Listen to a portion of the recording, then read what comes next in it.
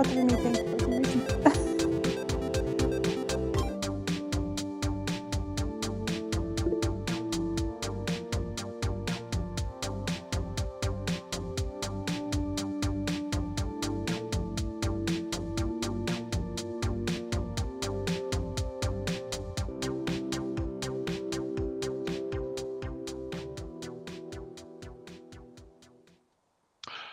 Well, hello there, and welcome to the Second Life Book Club. I didn't know that the camera was rolling because I'm so rusty. My name is Draxtor Dupre. We're back from our guest-free summer schedule, and we are professional as ever with an amazing talent today. Gabriela Houston is the author of two books. She's today's guest. Two books so far, as I know, as far as I know. Maybe she has more. I read two of them, The Second Bell and The Windchild, and they're absolutely superb. They're fantastical tales, deeply rooted in Slavic fairy tales, with gods, with monsters, with terribly oppressive traditions, but also sneaky youngsters, heroes who don't give a damn, and they go out into the world and do their own thing. Some of these heroes have mothers that are, I don't know, maybe suffering from generational trauma. Others have unconditional love. On the journey, they meet and negotiate with the spirits of the forest. There are half women, half birds. It's all over the place in the best possible sense of that term. Gabriela herself is from Poland originally, and I'm curious actually if German or Polish fairy tales are which one of them are cruel the cruelest of the fairy tale world. Anyways, question is, why am I underwater? Is this a reference to inflation? And where is Gabriela and where is the crowd? Well, we could not decide where to build the venue for today. Initially, it was planned underwater because there is a little bit underwater um, section in the Windchild with the sort of road road movie story that is happening there with the two heroes. One of them is a bear. Then we thought about a snow-capped mountain, but then we decided to actually go the normal route on island number two. So I'm actually going to go there right now. Let's see, how do I get out of here?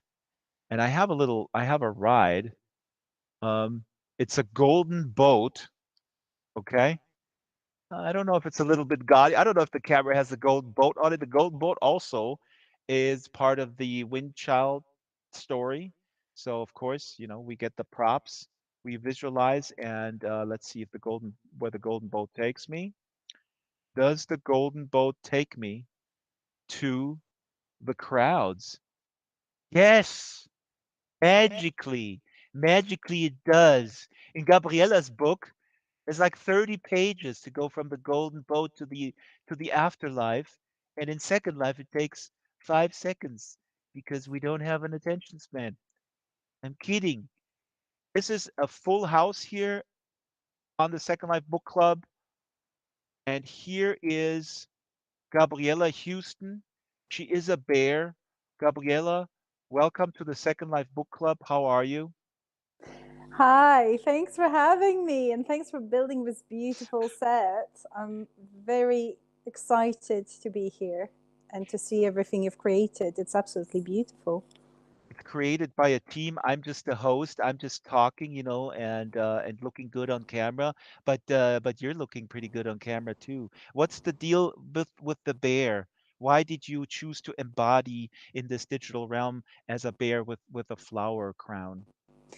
Well, there's loads of bear shifters in Slavic mythology for sure, but also there's a bear shifter in my children's book, The Windchild.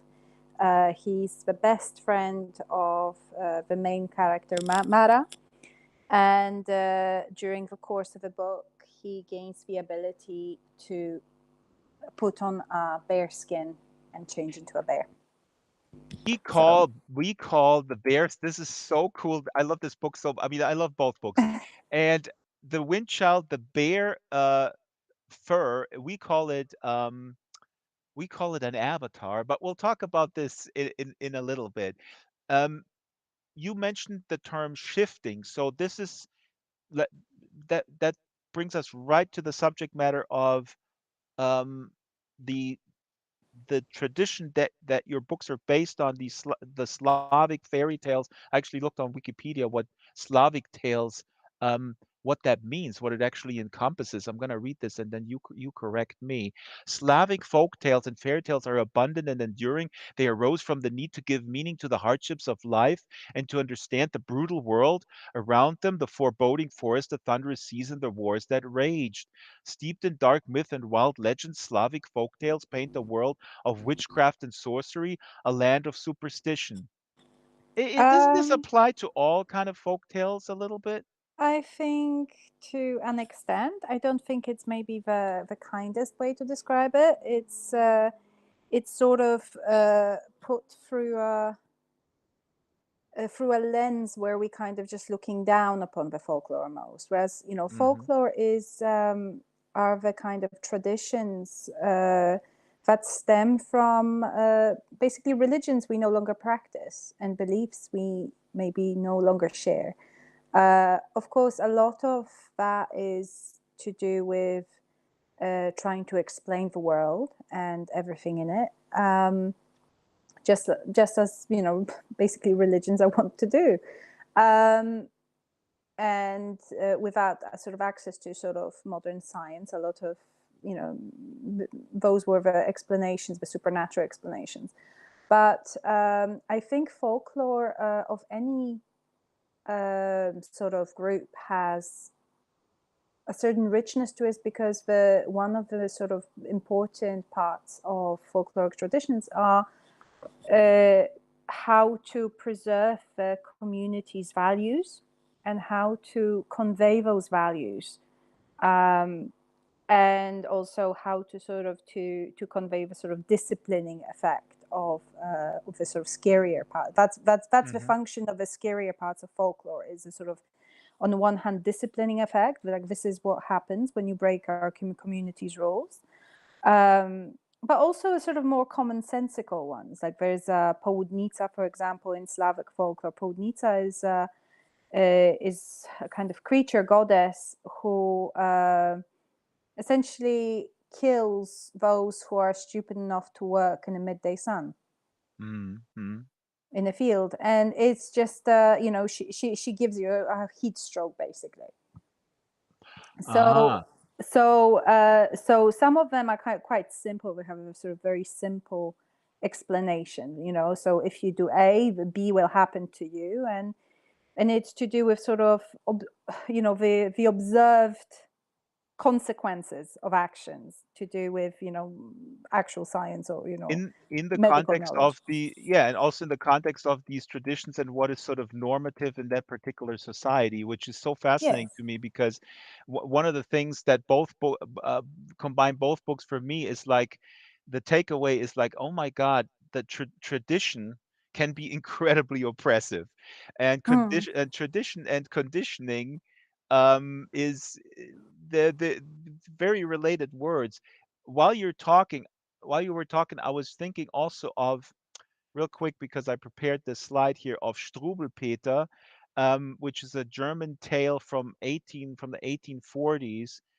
So it's not as old as some Märchen and fairy tales. But Strubelpeter, if people know this, Hmm. this was known to some extent around the world. This is a graphic novel, was very much used to discipline um, children in the harshest possible way. If you suck your thumb and your mother doesn't see you, a guy will come with scissors and will cut off your fingers, basically. Um, Hmm. so I remember that one. Yeah. uh, in your book now, just to talk a little bit more about the bear and the shape-shifting part of it, but the mm. bear is pretty benevolent in the story, and there are others who are kind of mean. Some creatures are truly evil, but the bear in general in these stories, is the bear always the good guy? No, not at all. It's the thing. So well, the example, just going back a little bit, the example gave of a sort of disciplining kind of story of a child will have, will be mutilated by some creature if it behaves badly. There's a difference between moralizing stories of that kind and between sort of folklore, old folklore, which aims not to discipline you into like, I don't like this behavior, but to warn you and to help you take your place in the world in a way that will keep you safe and whole. And I think that's quite a important sort of difference for me. And in terms of the Windchild, should I make like a little introduction to what that book is actually? We're Because getting I'm not there. sure people no, but We're getting to the synopsis in a second Oh, because I there's some see. themes, and Okay. I want you to do the synopsis. Sorry to The interrupt. On the mhm. slide here in the back is in the beginning of the back of the book of the Windchild, there is a list of creatures and gods because Mm, there's a lot of creatures and gods, and it's really fascinating. There's a monster snake here. The Duziel is a malicious demon which saps the life and health from its victims. I like that slightly slow guardian of the forest, Borovi, and Borova, his wife. Borove. Yeah, and he gets tricked by the hero Mara. And actually, why don't you give us a summary of the Windchild? Let the camera zoom in into the covers, please, because people on YouTube are looking. Oh, I see the second bell here. The second bell is on the table, and the Windchild is here on the table. And we're gonna jump back and forth Okay. between these two books. But yeah, let's give us a synopsis of the Windchild. Of course. So the Windchild is about Mara, who is the granddaughter of the god of winter winds. And she sets out on an epic journey to try and bring her father back from the dead. And she sort of belongs to both worlds. Her father was human. Her mother's side are winter wind gods. And she herself has no powers. It's about sort of childhood loneliness and a child sort of learning to trust and empathize and to try and figure out who they want to be, because she doesn't quite have a fixed space for herself. She anchors a lot of her identity to her father, and when he dies, she's unmoored and she doesn't know who she wants to be. So that's in a nutshell what the Windchild is about. And Mara Mhm. is going on this journey to bring her father back from the dead. The themes of both of these books, they evolve around, especially here with the Windchild, is sort of belonging, and you're hinted upon it because Mara is half of her family is from the gods, and then there's her earthly father. Um, it really evolves around the question, where does she belong? Do I have the courage to make it out on my own? What is fascinating, as the father dies, the mother appears and then constantly asks for the first half of the book, can I leave now? Basically, Do you she still said, need me? do you Yes. still need me? Right. So she gives the Mara the option, and she's very described as very cold, kind of aloof, but she nonetheless gives her daughter the option to be there and kind of support her with her presence. And then Mara says, no, I don't need you anymore. And poof, in the next second, she's gone. And Mara is on her own with her bear friend to look for her dead father. Hmm. I found that such an amazing construction of that mother who is just so like, ugh, you still need me? You still need me now? Can I go to my yoga class? Come on. She's definitely not Mara's mother is definitely not how we like to think of mothers, of what human children need in terms of affection and warmth, and for me there was a very good reason for it, because I was thinking about the kind of person you would become if you were kind of locked in a nice palace Hmm. for an eternity, eternally beautiful. She does her honest best. It just so happens that her honest best is not adequate to her daughter's needs, and the sort of language of, like, the love language. They don't have a mutual love language. They don't really understand each other's sort of needs or signs of affection. Mm. Um, and it was actually, I was talking about, there was a British sort of fantasy con on a weekend, and I talked about that particular scene you mentioned on a panel about writing difficult emotions, and I found that, like, quite an emotional scene to write for me, because it, you kind of dig into what is really like childhood loneliness, and like a moment when a child realizes that their parents are just incapable of fulfilling some need they have. Yep. But And also, yeah, yeah, no, no, keep going. sorry, no, I was the reason also for that is, what you mentioned about, creatures being benevolent or otherwise. And I think what really appeals to me about Slavic mythology is that there's just so many creatures and spirits and gods who, humans might like to say that they're malevolent because they will hurt you if you Hmm. put the foot wrong. But the truth is that they're neither. They're amoral as far as human sort of morality is concerned, because they have their own responsibilities. They have their own world they inhabit, and Hmm. humans are not important to them in any way. So of course we tend to analyze everything in relation to ourselves. So, is this going to, this person, or is this creature, is this animal going to benefit me, or is it not? Hmm. Is it going to stand in my way, or is it going to hurt me? Rather than thinking from, the other perspective, that may perhaps I just stepped into the bear's sort of territory, and the bear is protecting its young, right? That's right. So, and it's exactly the same with Slavic sort of folkloric creatures. So I was, writing about them from that point of view. Mhm. If you're just tuning in, this is the Second Life Book Club with Gabriela Houston. Her two books are The Second Bell and The Windchild.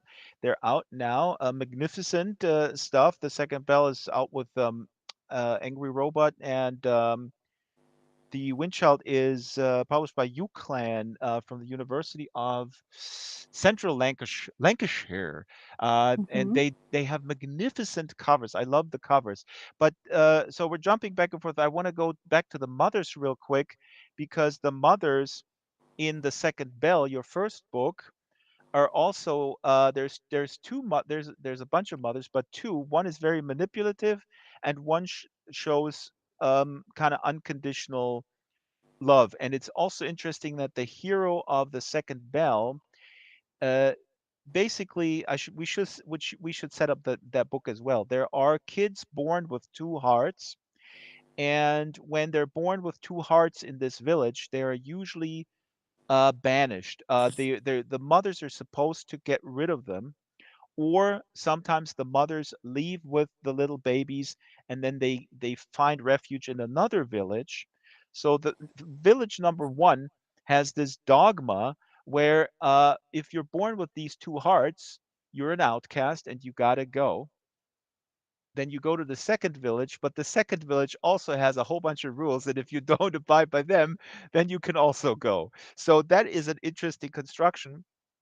But the mother in that, the two mothers, one of them is incredibly manipulative. She's the leader of this community with the kids with the two hearts, and then another one that has this unconditional love for a child. And when the child leaves that mother because she gets thrown out of the second village, the mother um, basically follows her, and the child says, no, you've done so much for me. So this relationship I find so interesting. The child says, mother, you don't have to to do this. I don't want to uh, ruin more of your life than I already have. So that is something that that book fascinates me about that book is the relationship between the mother who gives and the child who at some point goes like, I've been a burden for my mother all this time, right? Mm. So Yeah, I that mean, is tough for mothers too, I guess. I mean, I'm not a mother. I'm a it father though. it's I mean the so I'm glad you mentioned that. I mean it's the second bell is the two main protagonists are mother and daughter. And it is a story about sort of family love stories and community love stories. Um, and I kind of wanted to represent like variety of mothers and the kind of decisions that they're faced with. And you know, when you say the so Myriad, like the mother of the main character, so main main character, she loves her daughter, of course, but it's I wouldn't say it's completely unconditional. It's unconditional in this very visceral sense of being, you know, she is her mother, but it doesn't mean that she ignores like a lifetime of social conditioning. Oh yeah, yeah, You yeah. know, She struggles with in that. that, She grows. The mother grows herself over the time of the yeah. story. Yeah, yeah. Good point.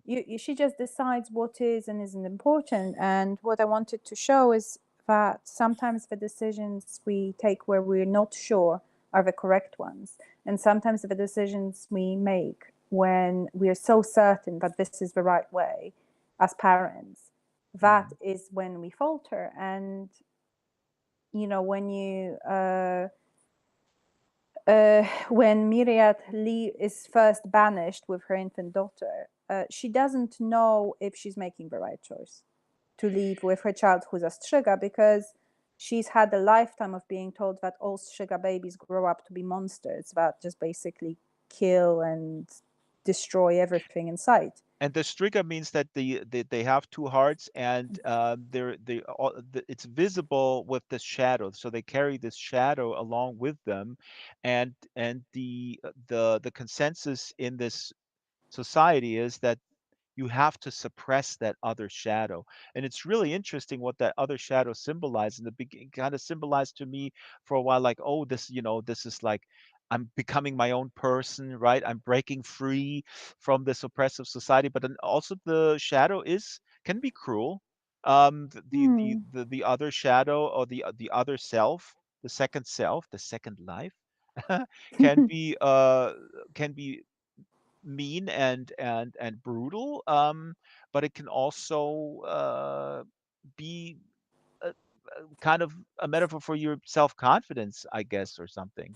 I mean, I'm really glad that you mentioned it, because not many people have actually mentioned that aspect of the Strzyga power. So, you know, there is this concept that you have the social taboo that anybody who is a Strzyga is evil.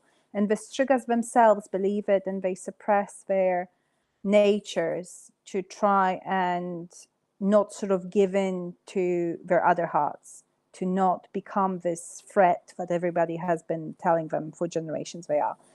But you know, and it's easy sometimes to, because we like to think in terms of, you know, black and white, sort of good or evil. It's easy to think, oh, but then giving in to their nature must be the good thing, because this society is so horrible and so oppressive that, which it is, um, that the answer must be for them to do the complete opposite and just to give in to it. But as we sort of see in the book, there can be some real consequences to, you know, giving in to your sort of this second nature without any kind of consideration. To And to me, this is, I'm sorry to interrupt here, mhm. and thank you, because I do love nuance, and we all here do.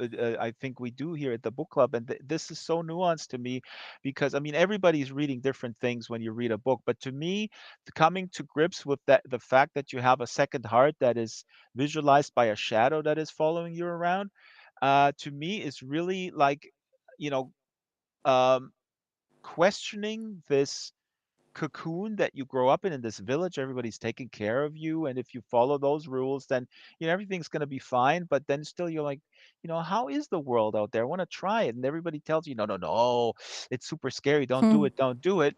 And if you do it, if you follow it, then you're essentially following your shadow, and the shadow's just giving you bad advice and stuff like that.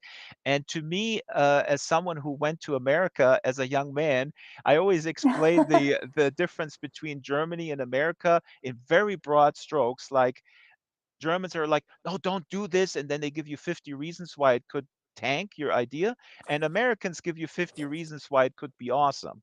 Now, both Hmm. are a little bit naive, right? But both are, I see, sort of represented in this in the construction with these two hearts that are so, like, Yeah.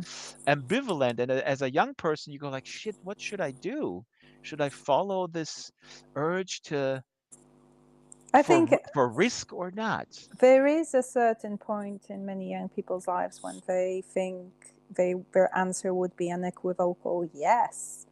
The right thing to do is to break away. But there's always there is a reason behind it. So when there's a sort of strict rule in the society, I think there's there's one or two reasons, and unfortunately they're very hard to tell apart when you're a young person just sort of starting out their adult life, which is that either that rule is there because one group in the society is trying to oppress the other and get Hmm. something out of them, or it's there because there is a genuine worry that this can hurt you in some way, right? Or it can Yep. hurt the community in some way, and there is a reason for it, and you just might not be. Um, You might not be cognizant because you're young and you don't have the experience, but also, Gabriela, we also know that sometimes the reason why these things are so enshrined in the normative society is actually that there may be generational trauma. For example, my grandmother, was basically traumatized in the war. And when I went to America, she called me every day and said, "Did you eat? Do you have food around?" I mean, and it was highly annoying to me. And then 20, hmm, 30 years later, I realized, well, she was concerned, overly concerned, and expressed that because, frankly, she was traumatized in her young life of having absolutely no food. And I was like, why is she calling me? It's absurd. I go 200 meters and there's a mall that is bigger than the suburb I grew up in. So, hmm. yeah. But there is a sort of intrinsic worry. But my point is that you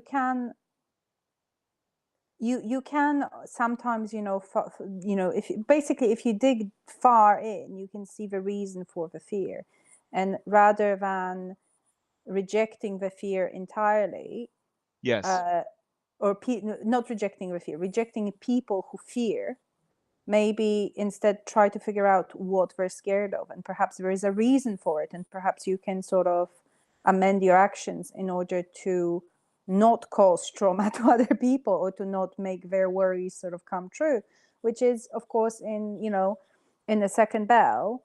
If you have a power that is greater than most of the people around you, you have to wield it wisely, and there's a real consequence if you don't wield it wisely. Yeah, and in the second bell, the leader Alma, I think that she is not wielding it wisely. She is too oppressive. I have a few excerpts here that I want to read, and then you're going to be reading too. This is from the second bell, Because and this can I is just, sorry, I'm going to interrupt because yes, please. I cannot hear anybody talking through the actual Second Life app, and the call that through which I can hear you ends in 8 minutes. Oh, the And call, and what call? yes, because I can only hear you through the Google Meet. Oh, wow. Google changed this. It says it ends in 8 minutes. I just got a notification. That Sorry, is everyone, for interrupting this. Oh, thank you. I didn't even look uh, at that. That is quite bizarre. Okay, then we're going to switch to Second Life. In 8 minutes, we're going to play the Interstitial, Isabel. Google changed this on us in the last 2 weeks. That is not cool. And we have to use something else. But what we're going to do in 8 minutes, I'm going to Sorry, riff a little everyone. bit, and Isabel, you go to bring up Second Life audio. But let me read this excerpt here. Okay. This is from the second bell, and this is kind of a good example of the main protagonist's Salka, as she is grappling with where she wants to go in terms of the Stigoi, which is her second heart.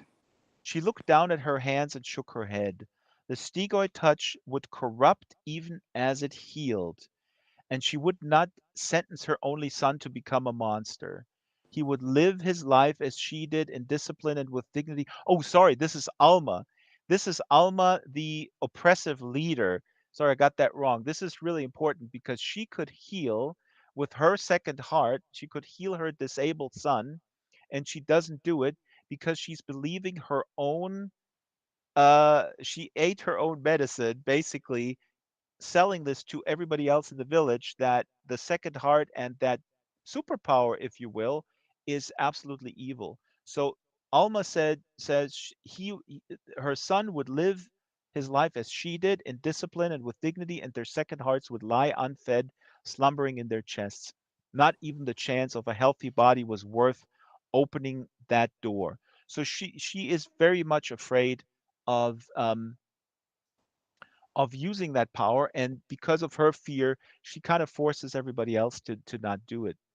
Um, so let's briefly put the interstitial video, and then we will be right back.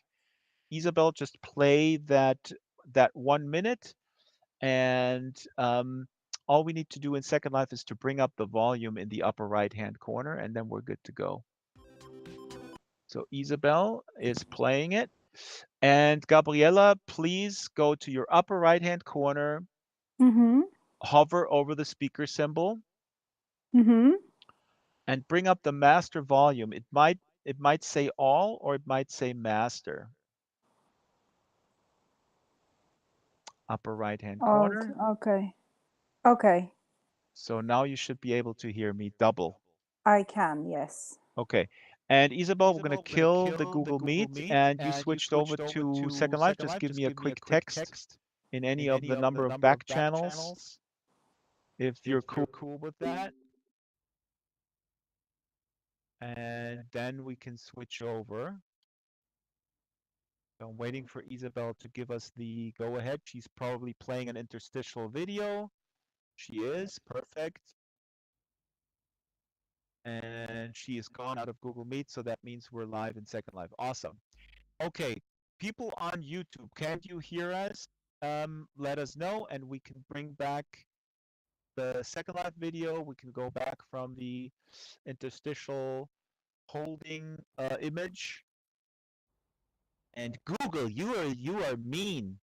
Google is starting to charge us. I can't believe it. That is it. We have two audio streams. One for the Second Life audience and one on Second Life. Okay, we're back. Now, camera, please give us a view of crowd here, because I'm really excited that we have a super full house today after being gone for the summer. I would like to uh, say thank you for this wonderful audience. If you have questions and comments, please put it in the chat. If I don't pick it up, please cut and paste it and be obnoxious about it. Just, paste it again and again and again to get my attention. There is a question from Stella that I feel we have addressed, but Stella is asking, when I think of fairy tales or mythology, stories like Grimm's fairy tales, those are to reinforce ethical behavior. I may be incorrect in this interpretation. Are Slavic myths similar? But I think, Gabriela, you said that in the beginning, you said they're used to kind of discipline and keep people in line for not always for bad sort of authoritarian situations, but also But yeah, also to to keep people safe. I would absolutely Kids. agree with that statement from Stella, but yes, of course, it completely reinforces ethical behavior because also ethics change. It's important to note that the values of a community, what we see as ethical behavior, changes dramatically, not just from generation to generation, but decade to decade. So absolutely yes. It's just that sometimes the behaviors reinforced that we see in folk tales might not be the behaviors we would necessarily want to reinforce now. Mm-hmm. But it's really, really interesting when you sort of start comparing different mythologies and different folklores from different parts of the world. You see just how different they are in terms of who the heroes are and how we sort of what kind of behaviors are prized and what sort of behaviors are dismissed. Right. And there's a huge difference in when you compare Norse mythology to Slavic mythology to Greek mythology. The gods are obviously different, but the behaviors that we sort of are supposed to applaud are different too. So I'm not an academic. This is my kind of interpretation. People are obviously free to disagree with my interpretation of it. But when I'm reading Norse mythologies, the sort of kindness, generosity of spirit, mercy is just are not prized at all. The behaviors that are rewarded are the kind of behaviors of a trickster. If Mm-hmm. basically if you can trick people, steal their stuff, Mm-hmm. and run away unscathed, that's you're the hero. That's the hero of That the story. that is actually amazing. That is sometimes there's fascinating. I'm sure every country has a politician that has done that or is doing that, and it's amazing to me. There was a Bavarian politician, Franz Josef Strauss, who was so obviously a grifter, but people were big fans of his. And I could never understand it. When I was in high school, I had a friend who was 16 who wrote love letters to this guy. Basically, he went into politics later on. And then I realized, wait a minute, there is a notion in us that admires the trickster and the grifter. And Trump, the Trump phenomenon is kind of similar, I guess, on a large scale. Um, that where we go like, yeah, we know this guy is kind of scamming us, but he's doing it so well, and he's making bank that we remain fans, or this person is a hero or something, even I though mean, we are that's the. really wider. That's a wider analysis of culture. Not sure how qualified I am to sort of make those kind of political sort of analysis. It's just that we have societies which are more and obviously that's changed, right? So when you go to Norse mythology, that is 1,000 years ago or more. Mhm. That's 2,000 years ago. When you're looking at so I'm not sure if people would like the parallels being kind of drawn to what's happening now. I'm sure there are sort of influences left over, but I think there's a more the sort of more persistent sort of part of it is whether society is more focused on the individual or whether it's more focused on a community. And those differences are still very much pronounced today in terms of when we talk about kind of individualistic sort of European societies versus sort of more community-based ones. And Mhm. that is also, those values are also reflected in the folklore. What I find interesting is that you talk a lot about we had a production meeting, and you are very concerned or passionate about the authenticity of folk tales. And this is something that's fascinating to me, because everything is, I mean, how in a previous interview that you gave, you talk about basically the commodification of these stories, by the capitalistic machine, and sort of stripped off all the authentic parts to make it more digestible, I guess, for the masses. But the Are you question with sure that these, was me? I can't remember that.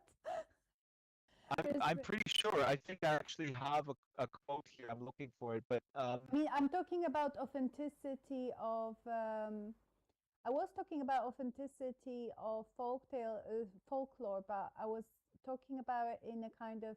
I was couching the term of authenticity because I don't think that people, when they're inspired by a folklore and mythology, should be sort of, slavishly adhering to the stories themselves, especially as like a lot of them are just oral traditions that vary from region to region.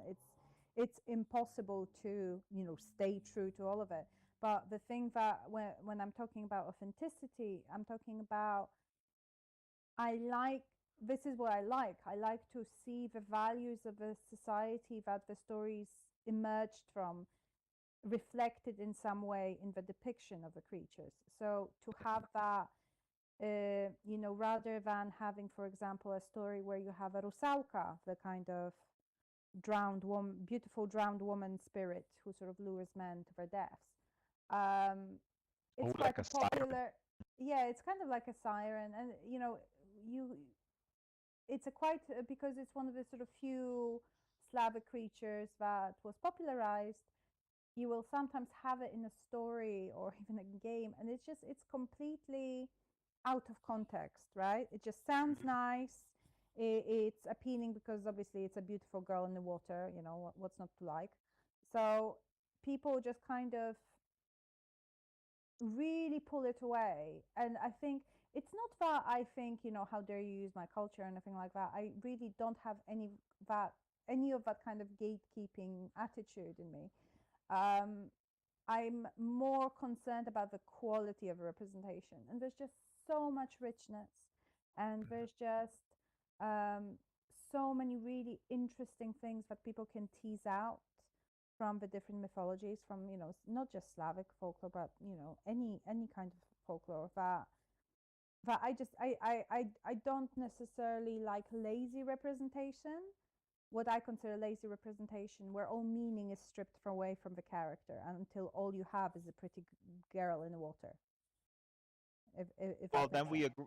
Yeah, no, no, I completely agree, and lazy interpretation can be very subjective. I personally don't, it's commonly referred to as commodification, which is similar to what you're describing. Some taking something out of context that I kind of like because, oh, girls that look a certain way and then people die. That's kind of cool. Let's put that in a different thing. And when that is commercialized and stripped of all meaning, that is something that I'm very allergic to. But it's not about me. And big topic we could talk about for hours. But it's great that you actually clarify that you are, because this would be my question. Like, we don't know when the tale, whatever tale it is, was written down by whom, and the first person who wrote it down was writing down a version that was uh, translated already and changed so many times that this first written version that we have, when you go all purity, that's not the original version either. So the question is, what is the authentic original version? And I thought about the composer Bela Bartok, who went to Hungary and was the first person who recorded things in the 20s and 30s, um, and used it in his classical composition, folk songs. Um, and it was like, wow, he brought the authentic folk song, to the recording medium. But, well, the question is that the authentic folk song as it was 200 years before he started to record it? So it's really a question, where do you start? And so you're basically saying there's a certain license to use these themes and modify them, because that's essentially what you're doing too. Yes, of course. I mean, It's also, the act of retelling a story, the act of writing down a story is essentially a political one, always. In in that you choose what you give the most attention to, you choose what you leave out. Uh, as a kind of example of that, I would say, when people think of Robin Hood stories, right? Originally, Robin Hood stories, to my understanding, were about a commoner who rose up against against the rich, basically. And that kind of a Hmm. story, once it gained popularity, was a very dangerous one. It was especially if there were like peasant revolts sort of happening in different pockets of Europe. That was not in England for sure. There were. I'm not a great student of history, I'm afraid, but I seem to remember there was one in 12th century. You're not an So academic and not a student of history. What kind of guests are booked on this program, I wonder? yes, I'm a little bit concerned about being caught out on the detail here by someone who's more Not at knowledgeable than all. me. So I apologize if I get the dates wrong. But the point is that that there was a concerted effort. Okay, so we have a story that is very, very popular. Let's change it in a way that is palatable to people retelling it, but uh, doesn't change it enough that but changes it enough so that it's no longer a dangerous story for us. And suddenly, the commoner Robin Hood became a nobleman Robin Hood, Hmm. and he became a nobleman who doesn't just fight the rich. He fights those who would usurp the place of the rightful nobleman and the rightful king. So the change is very subtle in some ways, but when you think about the actual meaning behind it, it changes completely, because this hero, someone who you want to emulate, his righteous cause isn't to sort of you know take the wealth away from those who are hoarding it and sort of redistributing Hmm. it. His purpose is to make sure that he preserves the status quo. Yeah, that's uh, there. Robin Hood becomes, changes from being basically yes, socialist to becoming a neoliberal enforcer of the hierarchy and the power structure. That's nice. That's good. absolutely. And when you think about who wrote the first sort of who actually wrote down the mythologies of in different parts of Europe, there were monks. And to say that a monk writing down the stories of the people, of an area had no agency Hmm. in what they chose to write down would be, naive in the extreme, in my opinion. Yep, And absolutely. there's when you see, there's female characters who must have had a lot of stories about them, right? Like the Angrboga, like the mother of monsters, the mother of Fenrir. Uh, she was this powerful witch, but there's not an awful lot about her in the stories. And in the same way, the decision in the sort of Eastern European lands to not preserve in written form Slavic folklore, Slavic mythologies, the stories of the gods. That was a choice. That was a very deliberate choice.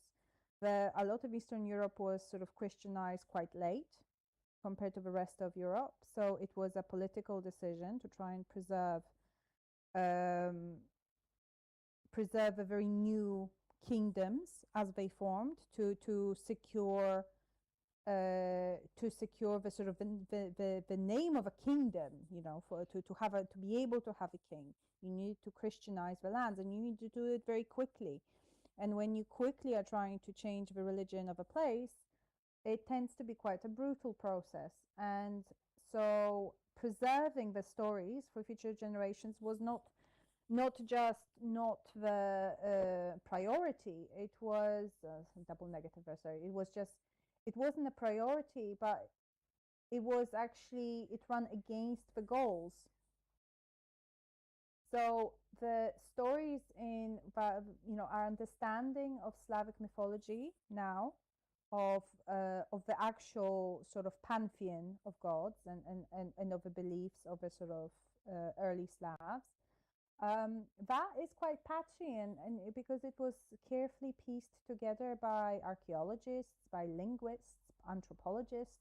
It was to do, they used comparative linguistics to try and sort of figure out from all the different Slavic countries, Bulgaria and Croatia and Poland and Lithuania and Russia. They tried to sort of piece together a coherent image. And, so, those sort of academics don't always agree with each other. So we have an image of those early beliefs, but what we have preserved quite well through oral traditions is the folklore. So when you look at sort of folklore and mythology of sort of, like of the Celtic people, for example, it's preserved in a completely different way. So what we have now, which has to do with how again, let's just people think that in that the and Gabriela is also sort of saying the same that I always say, which annoys people, that everything is political. Everything has to be seen in this political context, and how things are used, stories are used to reinforce a hierarchy or reinforce the power structure, etc.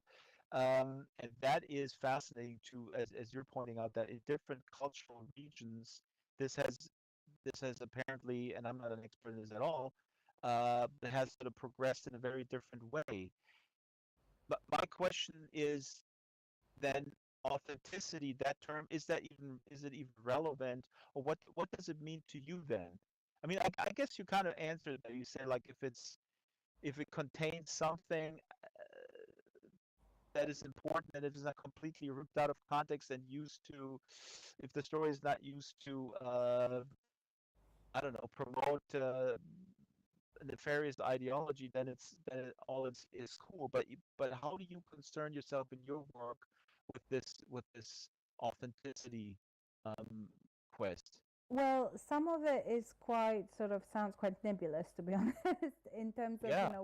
there's because there is something that we call the authentic feel of a thing, which isn't it's terribly imprecise way to describe it, and yet that is the way we instinctively understand if something feels authentic. And that has to do not just with, the clothing and the sort of little things the characters do, but but with the way that the sort of creatures behave. There are certain rules in place, and even like hinting at those rules, or what suggests that the people sort of inspired by the folklore have at least like done some research, read some of the stories, and identified the thing that sort of glues them together.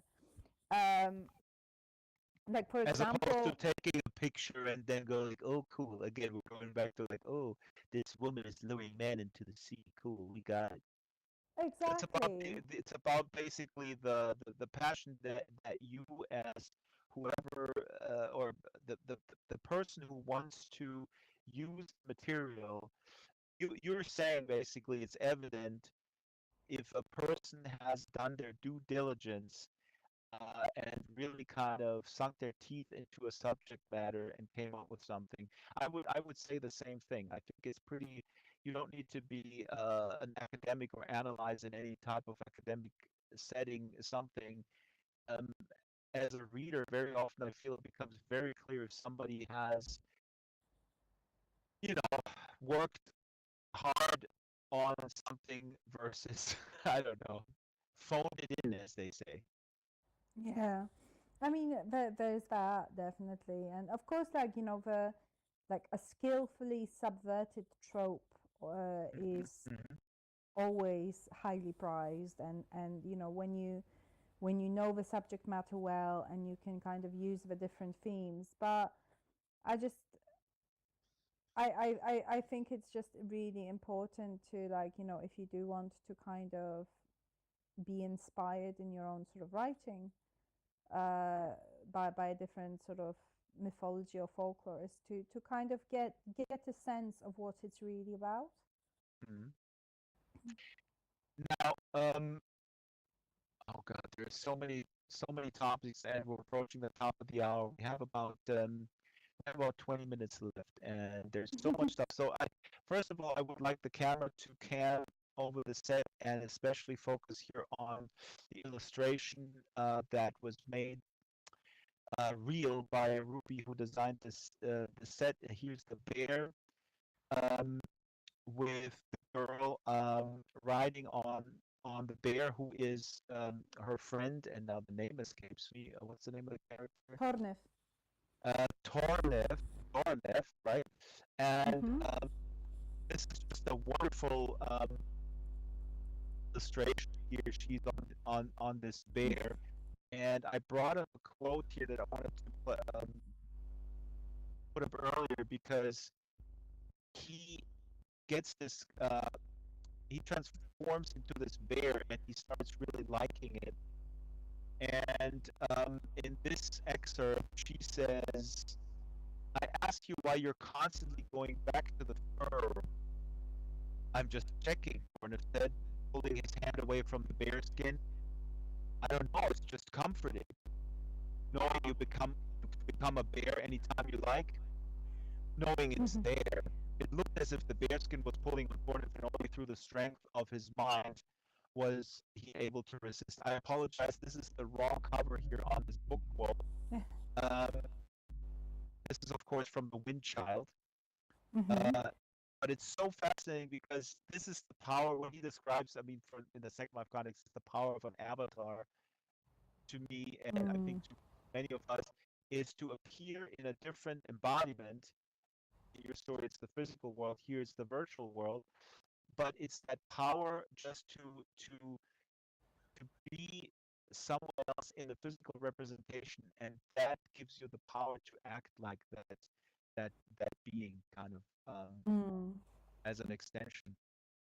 Yeah, I think it's because it's Tornev's journey as well, and he has sort of a lot of um, he comes from, a bit of trauma himself, to be fair, and he doesn't have a mother. His mother was dead. He was brought up by his father, but his mother was from outside of a kind of Prisani community.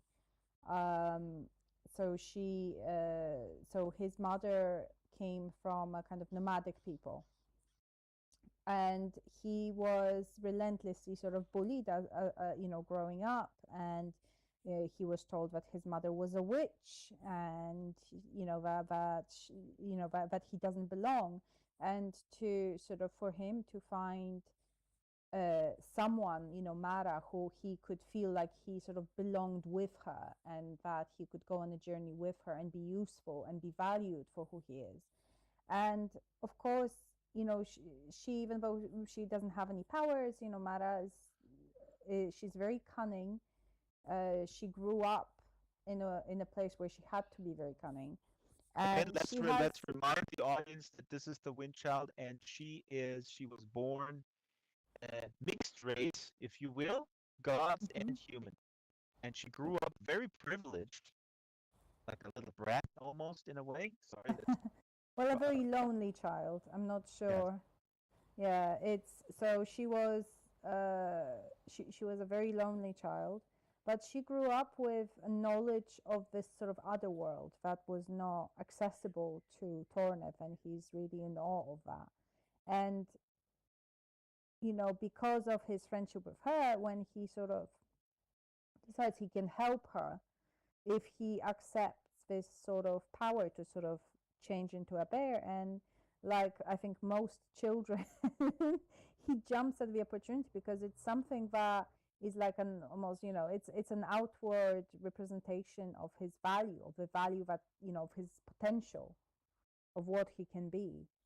And I mean, I don't know about you, but when I was a child, I would settle for a tail to feel different, like in that Right. sort of, oh, I have a power of this and that, it's what child wouldn't want that?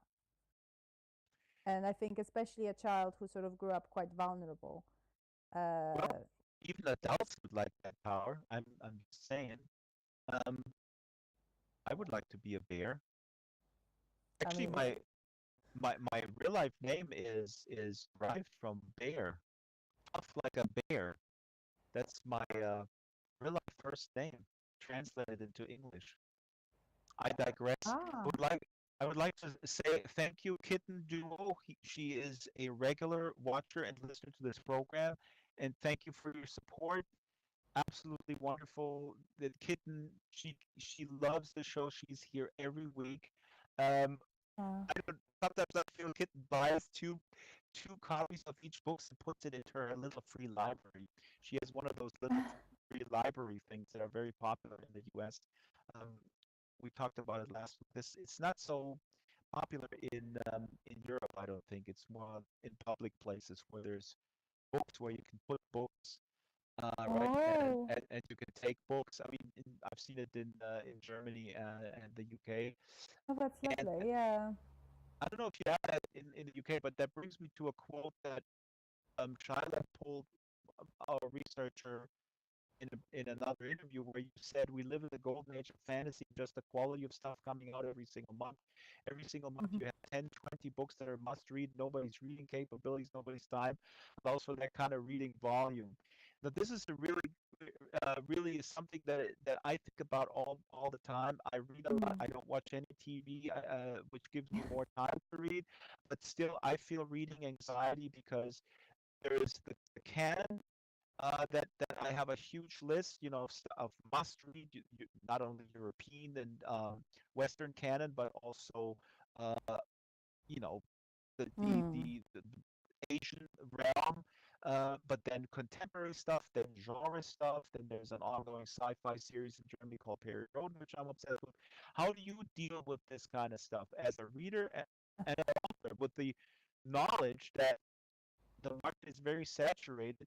And an add-on, which I'm also fascinated by, at the same time, people always say that nobody reads anymore. So this is such a weird situation. I mean, people like to complain about nobody reading anymore, but then, somebody is buying the books.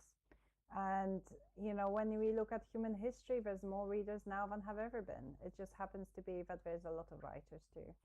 Um, well, as a reader, I just have to conquer my fear of missing out because nobody can read everything, and I read very broadly, so I don't just read sort of fantasy. I read books from all kinds of different genres, and always have. And so I basically pick up whatever interests me at the time. And I found actually that a lot of books which are sort of most heavily promoted, like I'm kind of relearning to trust my instincts more in what I'm picking up. And I've started Mhm. sort of again picking up a lot more sort of smaller titles,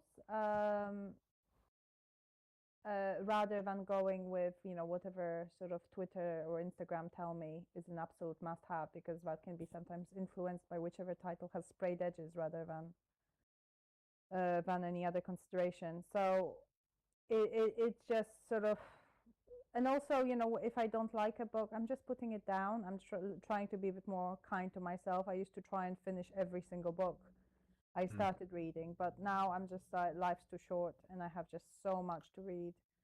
But I'd rather get to the things that I'm actually really enjoying. As a writer, obviously, can only fill you with anxiety. I mean, I Mhm. don't know how self-published writers deal with that kind of anxiety. I mean, I'm a traditionally published writer, so it's hard enough. But there's like 4,000 self-published titles coming out every single day. in the only English-speaking markets. Wow, that is insane. 4,000 every day. So, this idea of kind of who will be the one to stand out, it's just absolutely,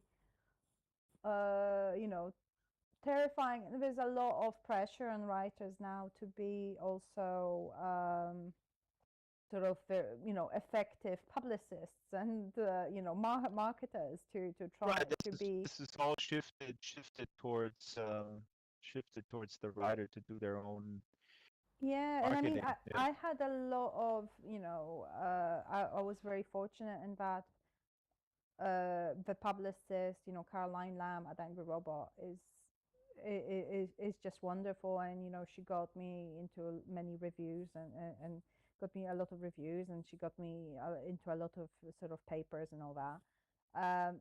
But it is a hard market. There's absolutely, there's the business model has really shifted. Somebody at the FantasyCon this weekend was talking about it, in that publishing has always operated on a blockbuster model.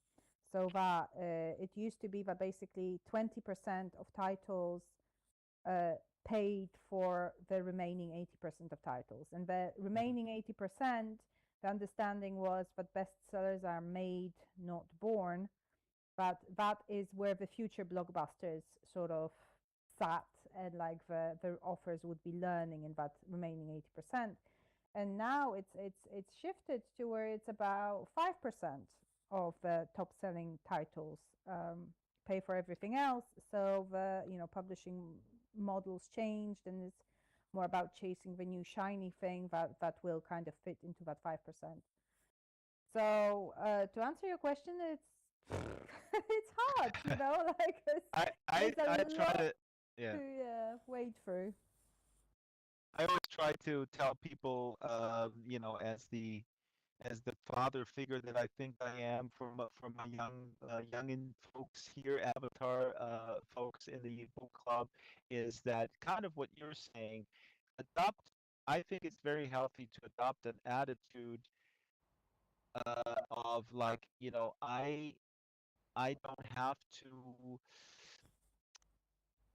read. I don't have to be, if I'm a reader and I like something that nobody else likes and nobody has ever heard of, that is completely fine.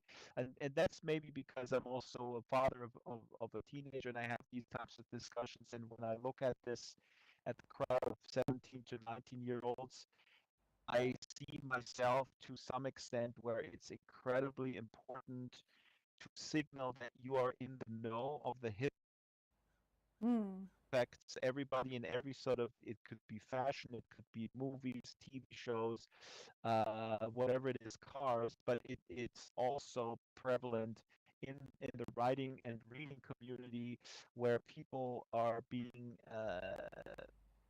looked down upon if they're not, oh, you haven't read that one. So there's a kind of implicit shaming going on, which I find kind of ridiculous. And I mean, I don't know. I always read obscure stuff alongside really kind of popular stuff, but Yeah, the thing also, is that whatever is obscure to you might not be obscure in another country. That is the really ridiculous sort of aspect of people, because people, when you sort of live in a particular country, you think that whatever is the most popular sort of list of titles in your country is the most popular list of titles everywhere. And it's of course well, that's absolute. for one thing, but also if you don't like, you know, if you read something that is like 300 years old, I don't know. I got into this Honor the Balzac thing where I read Mm, Lost yeah. Illusions, which I think is totally awesome. I bought a used bookstore, and people look at me like, it's weird. People, it's almost like people saying like, "Who do you think you are? You're so sophisticated, reading something that's from 1799." Ooh. And then in the conversation, you also say you don't watch TV. So I know this is taking the conversation to another area, because this is also what I always feel is an implicit bias against people who kind of do their own thing, right? And who are just into a what is perceived as a niche or what is perceived as an affront to people who love popular culture. That's at least my experience. Sometimes when people want to talk to me about the latest Marvel movie, and I say, without judgment, that I haven't watched any of them, they come back to me and go like, "Oh, you think you're so sophisticated, you with your books."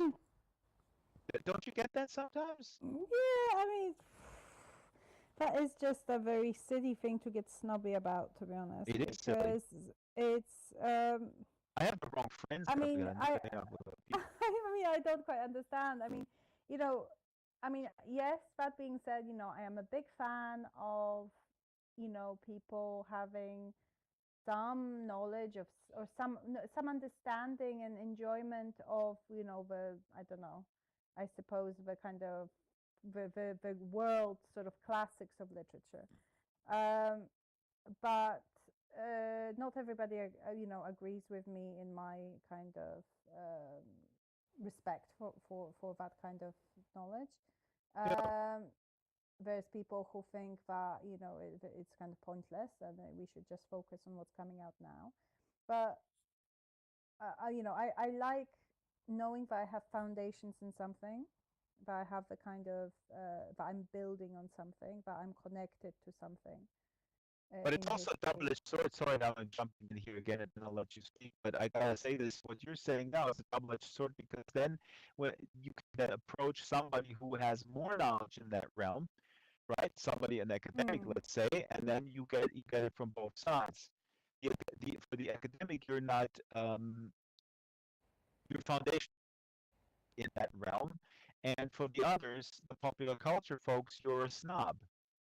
For the Yeah, academic, you're kind that's of like not saying you're a that wannabe. it's better, but it's the snobbish bit would be to kind of say that one is intrinsically better than the other because it's old, which is of course nonsense. And I think I like the way that some of the books that are coming out now are rebelling against certain literary traditions. But unless you know what those traditions are, you don't know what they're rebelling against. So you're missing some of the enjoyment of this. And that might be Yep. a very academic kind of approach. And I admit it's my background. I had sort of my undergraduate and postgraduate degrees are in literature, so I come to it with a slightly different attitude. But I think you can't shame people for not knowing something. It's ridiculous. And when it comes to shows, there's a million shows on right now, and all of them are, hailed as the best new thing ever.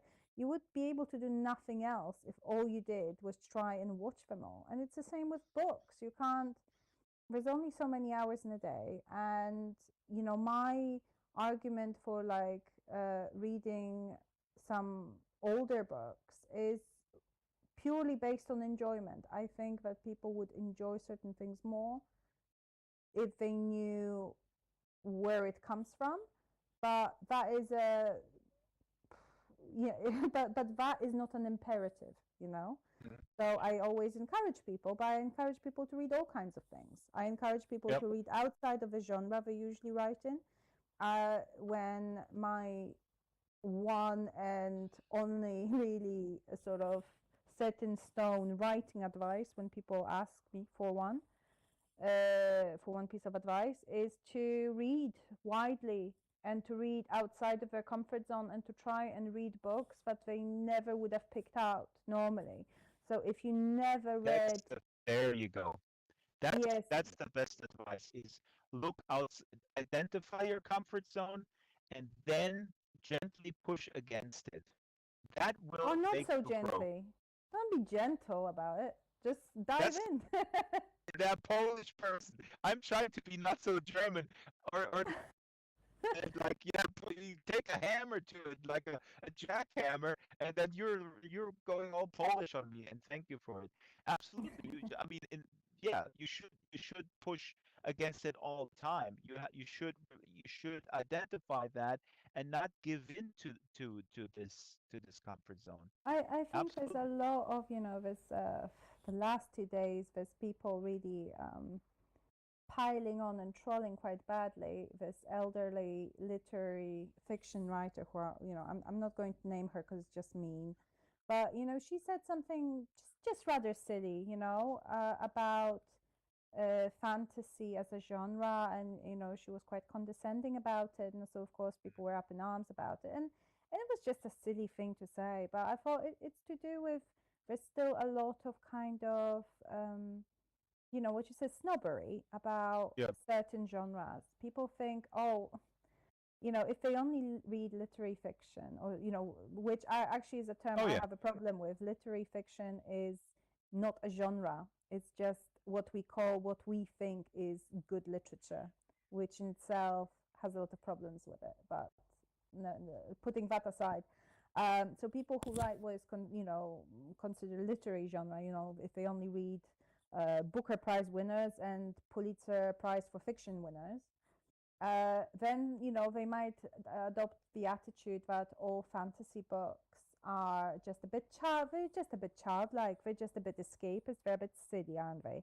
Or that the romance books are just trash for bored housewives. There's all those stereotypes that you hear, and of course, a great deal of books in any genre is unreadable, quite frankly. That Like that yes. is Yeah. 90% of anything is not that good. But you if you actually make the effort to look at the books that are maybe acclaimed or well loved in a particular genre, you see the value in it, and it might have different um, it might have different sort of approach. The prose might flow in a different way because there's different rules, in each genre. But if you kind of desnobify your mind, you might see that there's a real value to it. And I think, and so it's very silly because people then put themselves into those camps, or really like this trolling, relentless trolling of this author was quite uncomfortable to watch. I don't like it quite That honestly. is really just me. I mean, we know that, I mean, social media is really exacerbating that problem. It makes people it turns people into trolls because of the nature of those platforms. Yeah, That but in it's real terrible. life, if someone says something like that, if you read a lot of fantasy and they don't, and they something very disparaging of the genre that you love, in real life, you would, for one, you would be have usually the ability, if to step back and think, well, that's just a little bit silly, isn't it? Well, you don't know, or maybe you would like to tell them, like, but what fantasy books have you read? Or, but here are a couple titles. I would be interested if you read those titles. Then I'd be interested to hear your thoughts, right?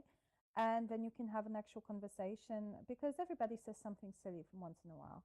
Um, Monetizing outrage, absolutely. And that is, thank you for bringing it up. It's important to be kind to people and open a conversation, but decontextualize platforms that while prey. maintaining boundaries. I would say. I think people Well, talk about it's become like a phrase now that people keep repeating, be kind, just be kind. But I think there's I something to be said for keeping boundaries. Sorry, that's a complete aside. That's a complete non sequitur. no problem. People Mm. can watch my latest feature-length documentary that deals with that question with virtual cultures. But we have to we have to put pedal to the metal, and I do want to ask you about your illustrations because you are a very gifted illustrator, and Thank you. hate is a strong word, but you have problems with AI art, as do I. I actually find the current trend of these AI generated mixture of like famous artists, I find them horrendous. This is a Mm. slide that I just threw up here that was prepared by Shyla, which has your illustrations on the left, and on the right are illustrations by artificial intelligence. And these are generated, I think, from book titles. This one here in the middle is Moby Dick. I think this on the upper right might be the Minority Report, Philip K. Dick. But tell us a little bit.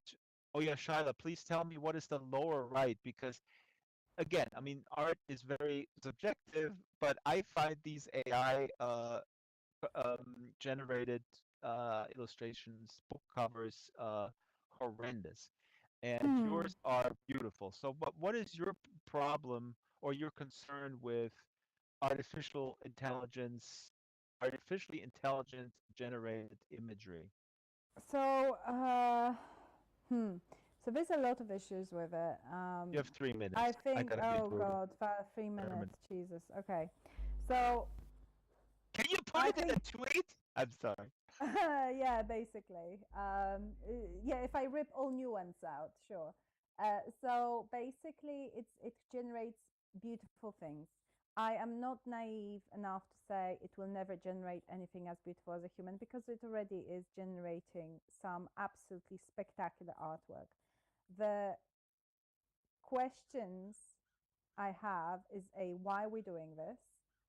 There's what else are we doing with it? Because when we look at sci-fi movies about AI, um, the AI and robots are always developed in order to take the menial work away, in order to make life easier for people, to take the hard sort of jobs away, the unpleasant jobs away, so that humans can actually enjoy uh, an easier life filled with other things, the things that we claim bring meaning to our lives. And yet the AI that is being developed right now does the exact opposite. It's starting to creep in and take away the most meaningful jobs, I would say, in terms of there's already AI at some really big newspapers that actually write articles. You input the Yep. information, they write the articles. So in terms of uh, so what? So journalism. So there's people who want to develop fiction writing AI, who want to develop the art, obviously, like you mentioned. So who benefits from that? I mean, who benefits from that? Because this will People who not need a be. content machine. Yes. Yes, A so it's of course, if you pay what $5 a month and you can generate a limitless number of illustrations, then you're not going to pay thousands upon thousands of pounds for a writer to illustrate a book. So for an artist to illustrate a book, right? Uh, if what you're getting, if the product is comparable or even or even more attractive visually in some cases. Um, so it's quite sort of dehumanizing in terms of it sort of puts us in this position where, like, okay, we are making all the most important parts of our life obsolete, while we're not sorting out the problems of low quality jobs at the same time.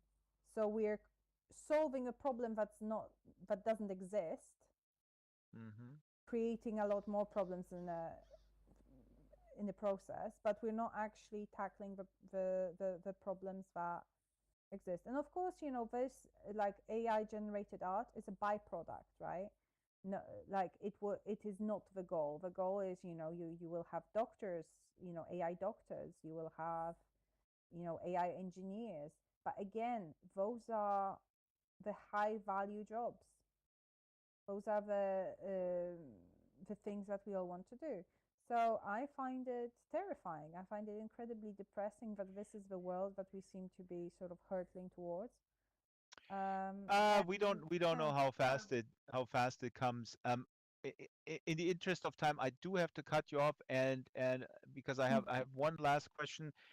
What you're saying, I couldn't agree with more, especially at the beginning when you said that that AI is taking away the meaningful jobs, meaning artistic expression, which is really Mm. something that brings us closer to our own human condition, which brings us closer to understanding who we are in the human context. by telling stories, Absolutely. by listening to stories, by reflecting on art, music, etc.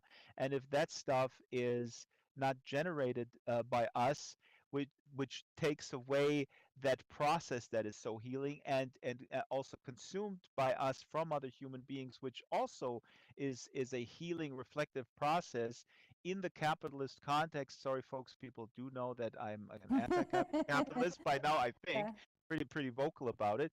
Is that this whole structure that sort of controls human interaction is again sort of winning and kind of dehumanizing us, and that is scary. But on And top of it, that brings us, can I just yeah, say, because it brings yeah, us nicely back to the kind of political agency of storytelling.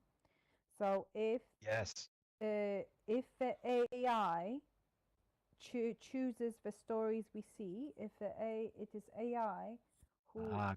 chooses the images we see, who's putting the information into the AI? So will the Robin Hood be a commoner or will the Robin Hood be a nobleman? Who benefits from that? And and it's removing the agency of kind of consumer of art.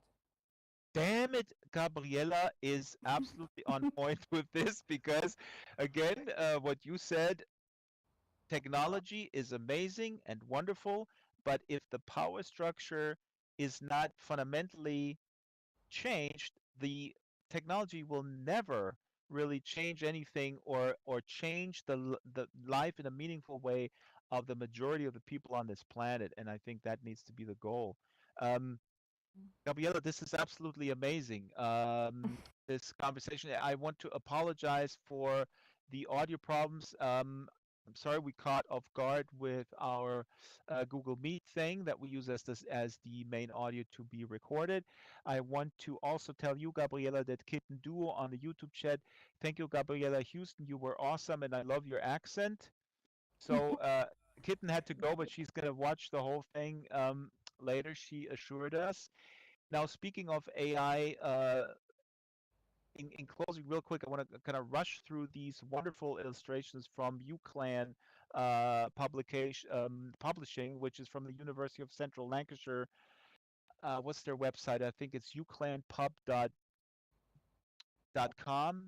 I don't remember. Publisher of your book. Maybe somebody can look this up and put it in the Mm-hmm. local chat because their covers are amazing. I mentioned it at the very beginning of the show. I love the covers of your two books, but this is actually a affiliated with the University of Lancashire, where you can learn how to illustrate books, and then they publish them, and they have some really amazing stuff. I hope I don't put this in too Uh, fast.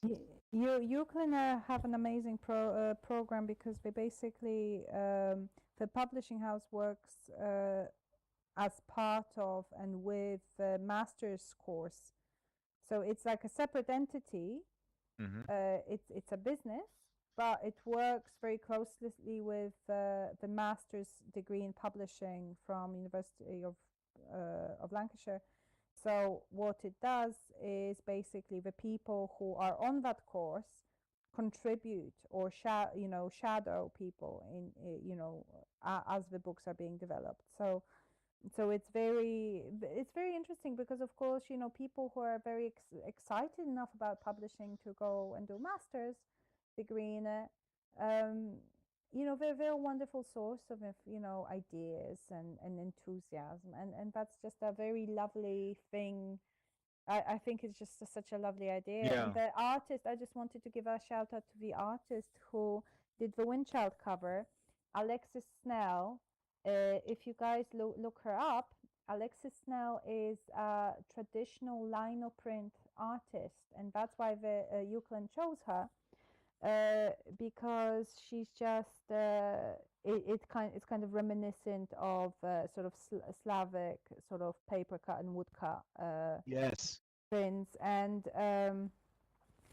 she is like an award-winning like designer, and she sort of sells tapestries and all kinds of beautiful things. So you might want to have a look, since we're talking about real artists versus AI.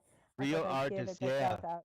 Yeah, give her a shout out before she's replaced by an AI. And here's again the Windchild cover of the bear and Mala on the bear. Um, Here cut out in Second Life becoming real. I'm gonna make it real big here and behind us. Oh God, we're out of time, and I wanted to say that this cover also reminds me of Krabat by Ottfried Preußler, which is one of my favorite. Oops, what happened? Now this is on the wrong texture. I gotta get. Oh, I ruined it. I put the Krabat picture on it. Mm. This is a book by a German writer called Krabat, which is very reminiscent with the same wood cutting. But we are out of time. Oh, Thank you, were there no Gabriela. questions now? Oh, there's a bunch of questions here, but we're completely out of Oh time. dear. Yeah, this is I'll have a always look how it if there's goes. any on YouTube. I can answer some on YouTube, but I didn't see any on YouTube, but here is Stella is saying how I wonder how readers and authors in Poland are viewing the U.S. policy banning books. Um, and also she was asking if female authors receiving the same representation as male authors in Poland. That's interesting. okay, I am not the best person to talk on that because I don't live in Poland. I left Poland at 19 and I have lived in the UK ever since then, and it's been a long while ago. Uh, so, I mean, I would say that, you know, female writers are definitely like, you know, Olga Tokarczuk got the Nobel Ah, Prize. Olga So, Tokarczuk, I'm completely so obsessed. Oh my God. so there's definitely a visibility there. About book banning, I mean, what can I say? Book banning's bad. Book banning be bad. Except Yep. for when people want, you know, don't like whatever it is, or the offer, they don't like the offer, then they want to ban their books. It's always bad for me. It's against my philosophy. It doesn't matter. It doesn't matter if the writer is a nice person or not nice person. I'm not here to police people's sort of unless their books are bad themselves. But yeah. Folks, we gotta quit when it's the best. The Second Life Book Club every Wednesday, 12 o'clock Pacific time. Email slbookclub@draxtor.com. Anytime with recommendations. The show is produced by Isabel Sharon, Shyla, the Super Gecko, myself, location manager, master builder, Ruby. Avatars made by Ruby Geek and Bespoke Caravan. Research by Shyla and Monkey. We have a whole bunch of sponsors. See, the bear is waving. Um, Walk around the islands. This set will, or this little venue will, of course, stay. We won't dismantle it. You can find more information about Gabriela's books if you click on the book props. You shoot it to your website, to Gabriela's website. Now the bear is dancing. We didn't get to any reading, but so that just means you got to buy Gabriela's books right now and read them yourself. Yes, in Thank you. triplicate. Yes, do what? In triplicate. Yes, always. You buy 3 copies and you put I mean, two who in those. doesn't, right? Everybody buys in triplicate. Honestly, I have bought several copies of some books and then put them in those free public libraries for people to Oh, find. that's so nice. That's Yeah, lovely. that's why my son has no shoes and no socks, but you got to have priorities. Thank you, audience, in world and on YouTube. Big thank you. Oh, Carolyn Hardacker is on the YouTubes. Thank you. And thank you, Kitten, for supporting it. Please consider subscribing to the YouTube channel. You can join my YouTube channel as well. There's a bunch of perks. Again, buy Gabriela's books. Also, here the tip jar is in the back. If you have loose Linden dollars in your Linden pants, please tip the tip jar. This is a volunteer operation, very small operation. We put a lot of work, a lot of time into this. We get sponsorship by Linden Lab in the sense that we get those islands for free, but every Linden dollar is appreciated. Put it in there, and it will be distributed to our small team. Next week we have Anne Griffin. Anne Griffin, of course, is the author of When All Is Said, which blew me away a couple of years ago, was one of the first guests, and she has a new book called Listening Still. Amazing author from Ireland, and that's next week right here on the Second Life Book Club, 12 o'clock usual time, September 28th. Goodbye, everyone. Goodbye. Right. Bye, everyone. Bye. Thank you very much for coming today.